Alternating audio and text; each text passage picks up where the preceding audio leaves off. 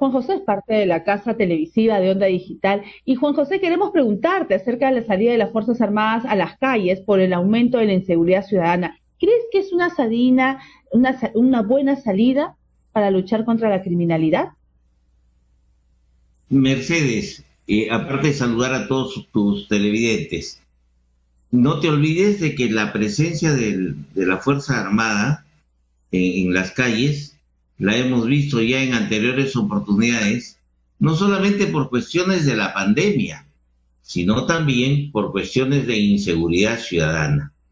Indudablemente que esto se encuentra respaldado en el decreto legislativo 1095 dado durante el gobierno del presidente Alan García en su segundo periodo, pero que recién ha sido reglamentado en el 2020, el año pasado, en ese gobierno, en el gobierno anterior de Pedro Pablo Kuczynski y de Vizcarra. Ahora, la participación de la Fuerza Armada indudablemente es en apoyo a las acciones policiales que realice la Policía Nacional. No es que la Fuerza Armada reemplace o restituya a la Policía Nacional en el ejercicio de sus funciones de control y orden público, sino más bien es en apoyo a las acciones que realiza la Policía Nacional.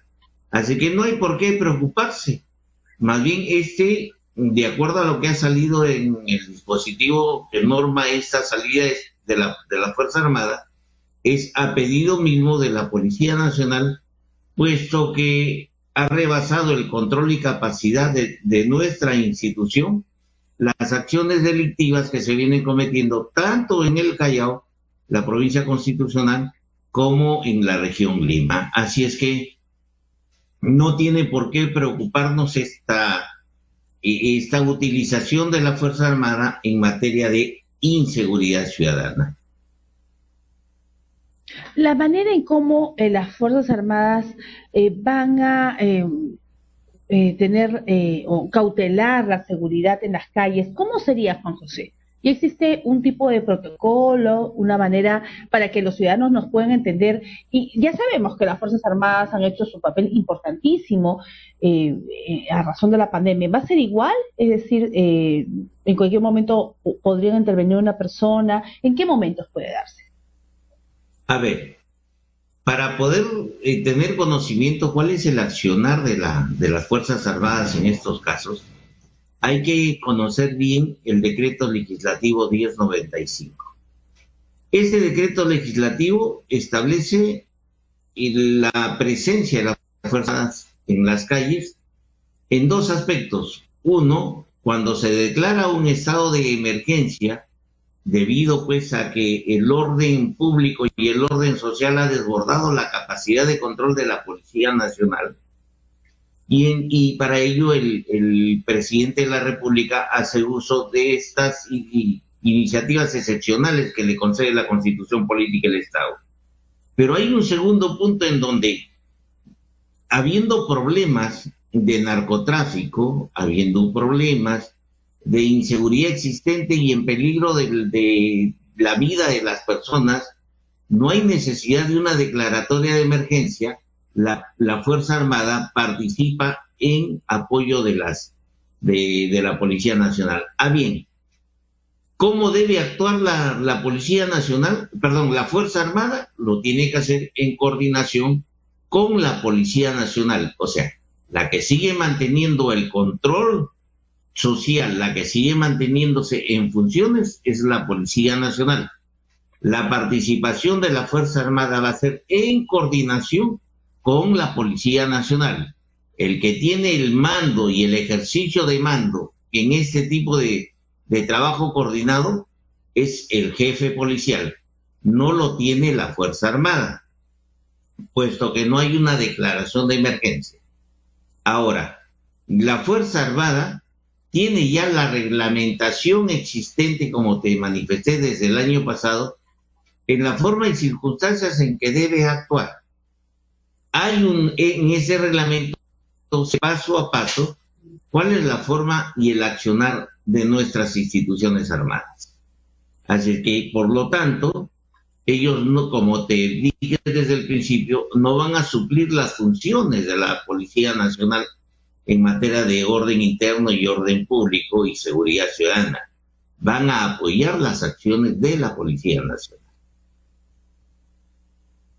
Ahora, este apoyo se va a dar por 30 días, pero seguramente se va a prolongar. Pues, es lógico que incluso ya se viene Navidad y sabemos pues que el índice de la delincuencia es bastante alto por fiestas y sobre todo que la policía no se abastece, porque lo hemos conversado, mi estimado Juan José. Lamentablemente ha sido la policía a veces dejada de lado, los propios policías pues no tienen implementos de seguridad.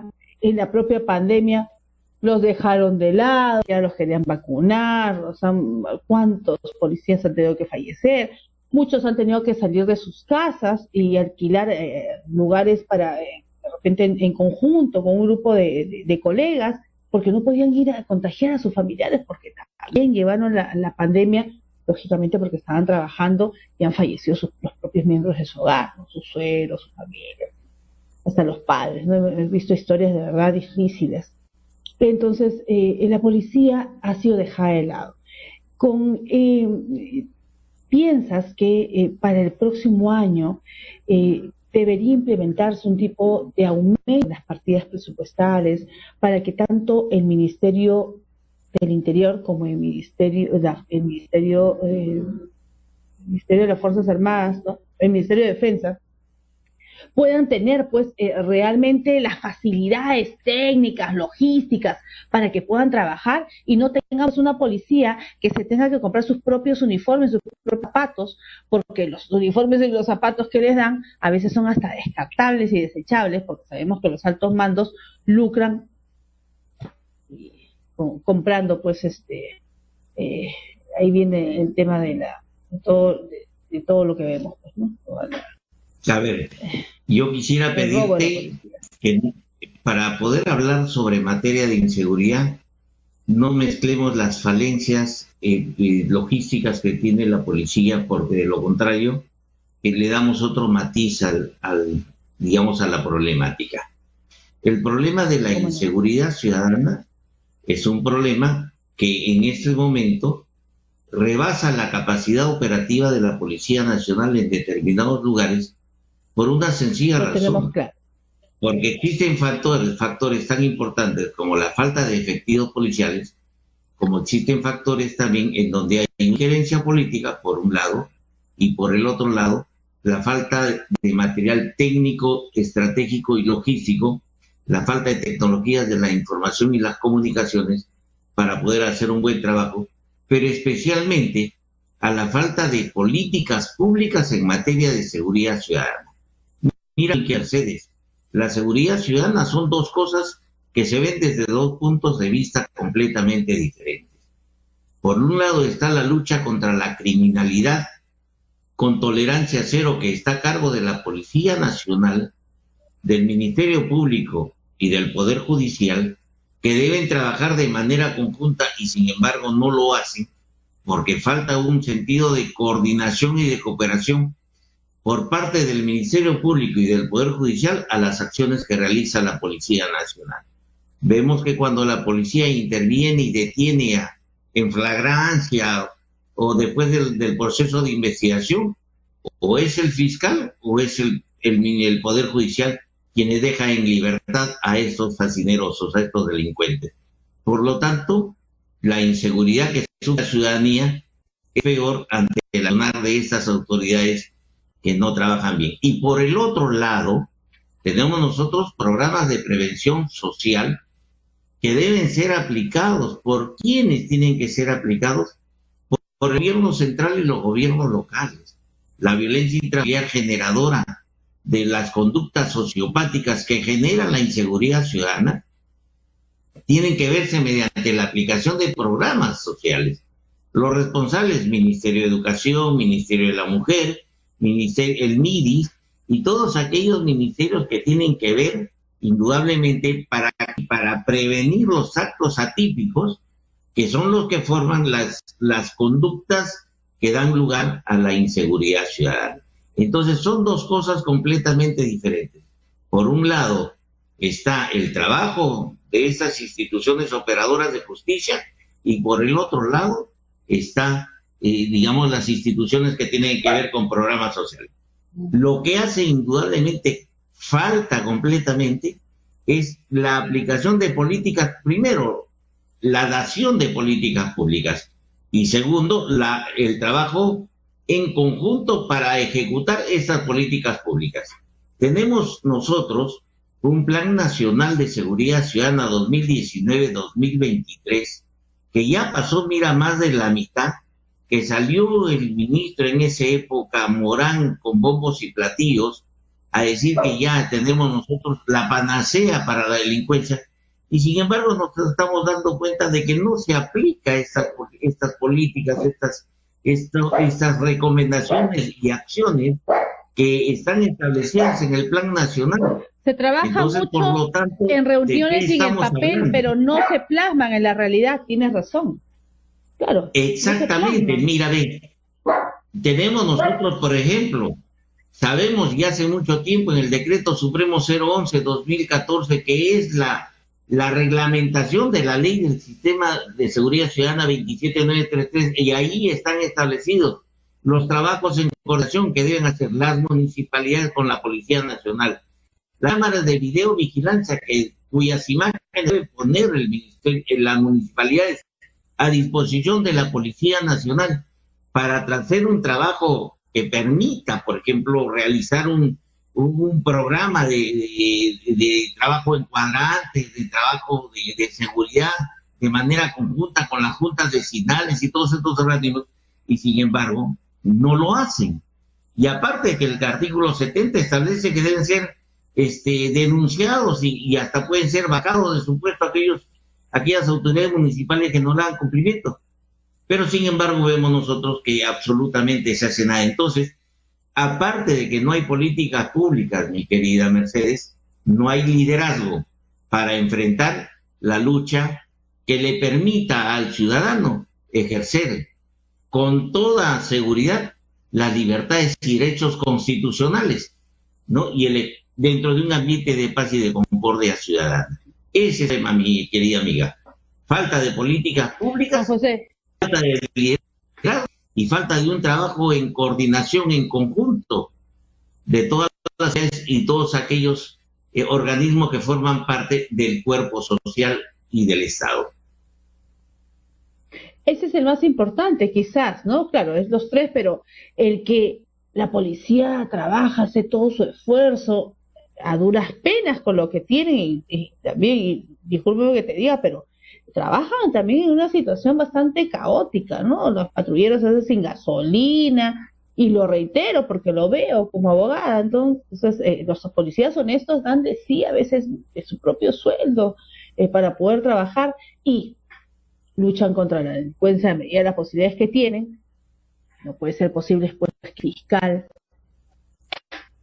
libere, conjuntamente pasa a un juez y terminen liberados a aquellas personas que deberían estar presos, y darles después un buen escarmiento, los regresan a las calles y es un círculo vicioso, porque aquel que robó con una pistola la siguiente vez ya mata.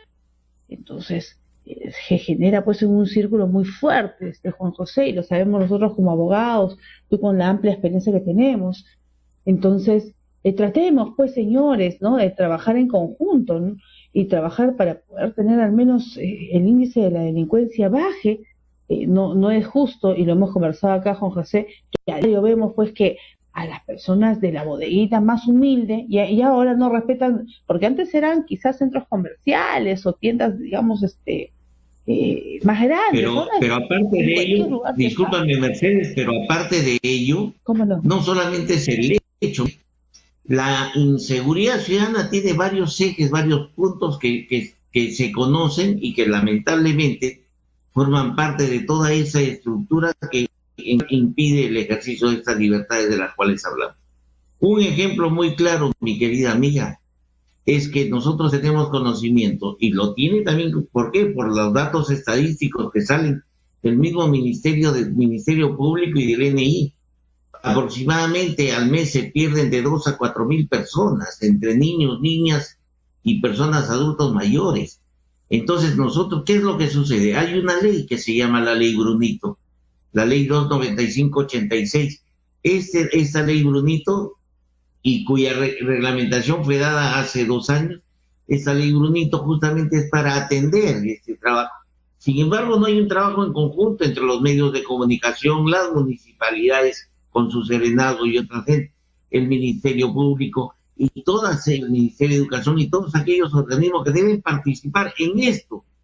Ese solamente es un ejemplo de lo que está pasando. Normativa tenemos a nosotros y normativa muy buena. Nuestra Policía Nacional, así como tú la ves empobrecida y todo, cuando quiere hacer su trabajo ha demostrado que lo hace de primera categoría. Es una policía que tiene la inteligencia operativa suficiente como para poder ejecutar buenas acciones. Dejémosla trabajar, apoyémosla con los medios logísticos, apoyémonos con la normatividad suficiente como para poder ejercer. Si tú lees, mira, ahora está la actuación de las Fuerzas Armadas de acuerdo al decreto legislativo 1095 que acaba de dar. Lean la reglamentación de la ley 1095 y en esa reglamentación se van a dar cuenta ustedes que la Fuerza Armada sí puede participar y poder hacer uso de la fuerza de manera inmediata y reglamentaria y consistente para poner bien el orden. Está amparado, sin embargo, cuando lo hace la policía, le llaman abuso de poder, abuso de autoridad y un montón de cosas.